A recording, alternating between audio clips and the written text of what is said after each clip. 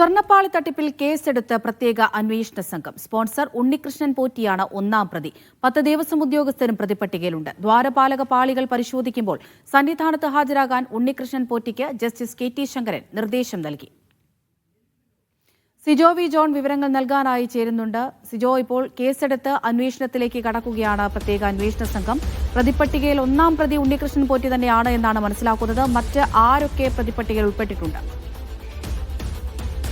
ഉണ്ണികൃഷ്ണൻ പോറ്റി തന്നെയാണ് ഒന്നാം പ്രതി. മറ്റു 9 ദേവസ്വം ബോർഡിലെ ഉദ്യോഗസ്ഥരാണ് പ്രതിപട്ടികയിൽ ഉള്ളത്. നമ്മൾ നേരത്തെ റിപ്പോർട്ട് ചെയ്തതുപോലെ തന്നെ മുൻ അഡ്മിനിസ്ട്രേറ്റീവ് ഓഫീസറായ മുരാരി ബാബു ഉണ്ട്. അതോടൊപ്പം തന്നെ ദേവസ്വം സെക്രട്ടറി ആയിരുന്ന ജയശ്രീ ഉണ്ട്, അസിസ്റ്റന്റ് എഞ്ചിനീയർ സുനിൽകുമാർ, അതോടൊപ്പം തന്നെ തിരുവാഭരണം കമ്മീഷണറായിരുന്ന KS ബൈജു, RG രാധാകൃഷ്ണൻ, രാജേന്ദ്ര പ്രസാദ്, അദ്ദേഹം എക്സിക്യൂട്ടീവ് ഓഫീസറാണ്. ഇങ്ങനെ തുടങ്ങുന്ന ഓഫീസർമാരുടെ നേരത്തെ പറഞ്ഞ 9 പേരുടെ പ്രതിയാക്കിക്കൊണ്ടാണ് ഇപ്പോൾ FIR രജിസ്റ്റർ ചെയ്തിരിക്കുന്നത്.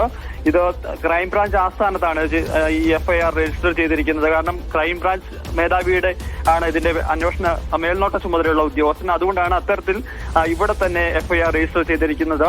നേരത്തെ നമ്മൾ രാവിലെ മുതൽ റിപ്പോർട്ട് ചെയ്തിരിക്കുന്നത് പോലെ തന്നെ മോഷണം, വിശ്വാസവഞ്ചന, ഗൂഢാലോചന തുടങ്ങിയ വകുപ്പുകൾ ചുമത്തിയാണ് ഇപ്പോൾ FIR രജിസ്റ്റർ ചെയ്തിരിക്കുന്നത്. ഇനിയിപ്പോൾ തുടർ നടപടികൾ എന്തൊക്കെയായിരിക്കും സിജോ? ഇപ്പോൾ കേസ് രജിസ്റ്റർ ചെയ്യുക മാത്രമാണല്ലോ ചെയ്തിരിക്കുന്നത്. തുടർ നടപടി എന്ന് പറയുന്നത് ഇവരെ വിശദമായി തന്നെ ചോദ്യം ചെയ്യുക എന്നുള്ളത് തന്നെയാണ്. ആദ്യമായി തന്നെ ഉണ്ണികൃഷ്ണൻ പോറ്റിയായിരിക്കും അന്വേഷണ സംഘം ചോദ്യം ചെയ്യുക. അതിനു പിന്നാലെ തന്നെ ഈ സ്മാർട്ട് ക്രിയേഷൻസിന്റെ ആളുകളെ ചോദ്യം ചെയ്യും. അതോടൊപ്പം തന്നെ ഇതുമായി ഇടപാടുമായി ബന്ധപ്പെട്ട് നേരിട്ട് ബന്ധമുള്ള ഈ ദേവസ്വം ബോർഡിലെ ഉദ്യോഗസ്ഥർ നിലവിൽ 9 പേരെയാണ് പ്രതിപട്ടികയിലുള്ളത്. ഇതിൽ 2 പേര് നിലവിൽ ഇപ്പോൾ ജോലി ചെയ്യുന്ന ആളുകൾ തന്നെയാണ്, സർവീസിലുള്ള ആളുകൾ തന്നെയാണ്. ബാക്കിയുള്ള 7 പേര് ഇവിടുന്ന് സർവീസിൽ നിന്ന് റിട്ടയർ ചെയ്തിട്ടുള്ള ആളുകളാണ്. ഈ മുഴുവൻ ഉദ്യോഗസ്ഥരെയും വിശദമായി ചോദ്യം ചെയ്യും. ഏത് സാഹചര്യത്തിലാണ് ഇത്തരത്തിൽ നിയമവിരുദ്ധമായി അല്ലെങ്കിൽ ചട്ടങ്ങൾ ലംഘിച്ചുകൊണ്ട് ഈ സ്വർണ്ണപ്പാളികൾ അങ്ങോട്ട് കൊടുത്തു വിട്ടത് ഉൾപ്പെടെയുള്ള കാര്യങ്ങളാണ് പരിശോധിക്കുക. ഇവർക്ക് എന്തെങ്കിലും സാമ്പത്തിക ലാഭം ഉണ്ടായിട്ടുണ്ടോ ഉൾപ്പെടെയുള്ള കാര്യങ്ങൾ പരിശോധിക്കും. അതോടൊപ്പം തന്നെ 474 ഗ്രാം സ്വർണമാണ് അവിടെ എത്തിച്ച് ഉരുക്കിയതിനു ശേഷം ഉണ്ണികൃഷ്ണൻ പോറ്റിയുടെ കൈവശമുള്ളത്. അത് ദേവസ്വം ബോർഡിന് തിരികെ നൽകിയിട്ടില്ല. അത് എന്ത് ചെയ്തു, അത് വിൽപ്പന നടത്തിയതാണെങ്കിൽ അതിന്റെ സാമ്പത്തിക ലാഭങ്ങൾ എത്രത്തോളം ഉണ്ടായിട്ടുണ്ട്, അത് എന്തെങ്കിലും നേട്ടങ്ങൾ ഉദ്യോഗസ്ഥരിൽ നിന്ന് ഉണ്ടാക്കിയിട്ടുണ്ടോ എന്നുള്ള കാര്യങ്ങൾ പരിശോധിക്കും. ഉത്തരം കിട്ടാത്ത ചോദ്യങ്ങൾ നിരവധിയാണ്. സിജോ സൂചിപ്പിച്ചതുപോലെ തന്നെ അങ്ങനെയാണെങ്കിൽ ഈ പോറ്റിയെയും അതുപോലെ തന്നെ ദേവസ്വം ഉദ്യോഗസ്ഥരെയും ഒക്കെ വിശദമായി ചോദ്യം ചെയ്യേണ്ടതുണ്ട്. അങ്ങനെയെങ്കിൽ ഉടൻ തന്നെ ഇനിയിപ്പോൾ ചോദ്യം ചെയ്യൽ ഉൾപ്പെടെയുള്ള നടപടികളിലേക്ക് അന്വേഷണ സംഘം കടക്കുമായിരിക്കുമോ? വളരെ വേഗത്തിൽ തന്നെ ഇതിന്റെ നടപടികൾക്ക് നീങ്ങാൻ വേണ്ടിയിട്ടാണ് പ്രത്യേക അന്വേഷണ സംഘത്തിന്റെ തീരുമാനം. ഇന്ന് പരാതി ലഭിച്ചതിനു ശേഷം 24 മണിക്കൂറിന് ശേഷമാണ് ഇത്തരത്തിൽ FIR രജിസ്റ്റർ ചെയ്യുന്നത്. അത് നമുക്ക് ഒറ്റ നോട്ടത്തിൽ നോക്കാം, ഒരു ദിവസം കഴിഞ്ഞാൽ FIR രജിസ്റ്റർ ചെയ്യാനെന്നുള്ളത്. പക്ഷെ സാധാരണ രീതിയിലുള്ള ഒരു കേസാണെന്നുണ്ടെങ്കിൽ വളരെ വേഗത്തിൽ തന്നെ ഏതെല്ലാം വകുപ്പുകളാണെന്നുള്ളത് മനസ്സിലാക്കാൻ സാധിക്കും. ഇത് വിശദമായി തന്നെ ഒരു റിപ്പോർട്ടുണ്ട്. ആ റിപ്പോർട്ട് പരിശോധിച്ച് അതിൽ 9 ഉദ്യോഗസ്ഥരുടെ പേരുകളാണ് പറഞ്ഞിരിക്കുന്നത്. അപ്പൊ ആ ഉദ്യോഗസ്ഥരുടെ പങ്ക് പരിശോധിച്ച് അവർ ഏതെല്ലാം വകുപ്പുകൾ ചുമത്തണം ഉൾപ്പെടെയുള്ള കാര്യങ്ങൾ പരിശോധിക്കേണ്ടത്. അതുകൊണ്ടാണ് ഇത്രയും സമയം FIR രജിസ്റ്റർ ചെയ്യുന്നതിന് വേണ്ടി എടുത്തത്. എന്തായാലും ഇനി അങ്ങോട്ട് അത് കാലതാമസം ഉണ്ടാവില്ല എന്നുള്ള കാര്യമാണ് മനസ്സിലാകുന്നത്. ആദ്യം തന്നെ ഉണ്ണികൃഷ്ണൻ പോറ്റിയെ ചോദ്യം ചെയ്യലിനായി വിളിപ്പിക്കും. അതിനുശേഷമാവും ഉണ്ണികൃഷ്ണൻ പോറ്റിക്ക് സഹായം ചെയ്തു എന്ന് സംശയിക്കപ്പെടുന്ന ഉദ്യോഗസ്ഥരെ ചോദ്യം ചെയ്യാൻ വേണ്ടി വിളിപ്പിക്കുക.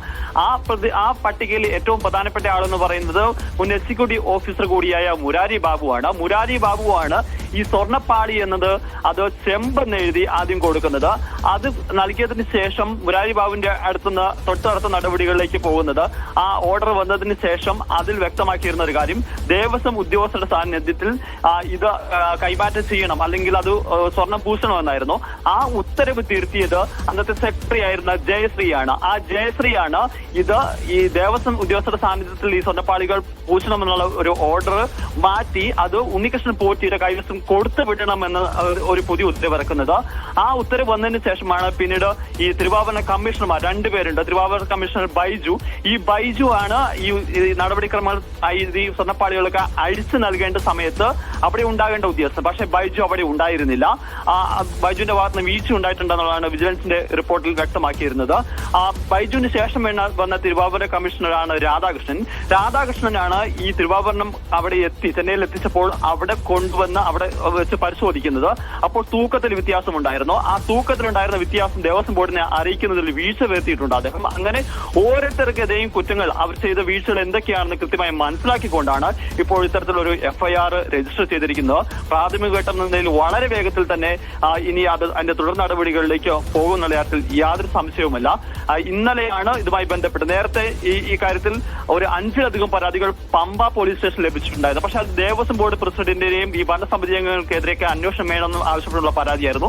ആ പരാതിയിൽ കേസെടുത്താൽ സ്വാഭാവികമായി ബോർഡ് പ്രസിഡന്റ് ഉൾപ്പെടെയുള്ള ആളുകൾ പ്രതികളാക്കപ്പെടാനുള്ള സാഹചര്യമുണ്ട്. അതുകൊണ്ടാണ് ഇന്നലത്തെ സമ്പൂർണ്ണ റിപ്പോർട്ട് കിട്ടിയതിന് ശേഷം ദേവസ്വം ബോർഡ് തന്നെ ഒരു പ്രത്യേക പരാതി തയ്യാറാക്കുന്നത്. അതായത് ഈ റിപ്പോർട്ട് കൂടി നൽകിക്കൊണ്ടാണ് ആ പരാതി നൽകുന്നത്. ആ പരാതിയുടെ അടിസ്ഥാനത്തിലാണ് ഇപ്പോൾ തട്ടിപ്പ് നടത്തിയെന്ന് വ്യക്തമാക്കിക്കൊണ്ടുള്ള ആ പരാതിയുടെ അടിസ്ഥാനത്തിലാണ് ഉണ്ണികൃഷ്ണൻ പോറ്റിയെ 1ാം പ്രതിയാക്കി കേസ് രജിസ്റ്റർ ചെയ്തിരിക്കുന്നത്. എന്തായാലും സമഗ്രമായ അന്വേഷണത്തിലേക്ക് സംഘം പോവുകയാണ്. ഇതുമായി ബന്ധപ്പെട്ട് ആദ്യഘട്ടത്തിൽ 4 പേരടങ്ങുന്ന സംഘം ആണ് ഉണ്ടായിരുന്നത്. അതിന്റെ മേൽനോട്ട ചുമതലയായി ADGP S വെങ്കടേഷിനെ നിയമിക്കുകയും ചെയ്തിരുന്നു. അതിനുശേഷമാണ് കൂടുതൽ ആളുകൾ ഈ സംഘത്തിലേക്ക് വേണമെന്ന് തീരുമാനിച്ചുകൊണ്ട് വിജിലൻസിന്റെ SP ഉൾപ്പെടെയുള്ള ആളുകളെ ക്രൈംബ്രാഞ്ചിന്റെ SP ഉൾപ്പെടെയുള്ള ആളുകളെ ഈ സംഘത്തിലേക്ക് കൊണ്ടുവരികയും ചെയ്തിരിക്കുന്നത്. എന്തായാലും ഇനി അധികം വൈകില്ല, മറ്റു തുടർ നടപടികളിലേക്ക് പോകും എന്നുള്ള കാര്യത്തിൽ യാതൊരു സംശയവുമില്ല. തുടർ നടപടികൾ എന്തൊക്കെയായിരിക്കുമെന്ന് തന്നെയാണ് അറിയേണ്ടത്. സിജോ.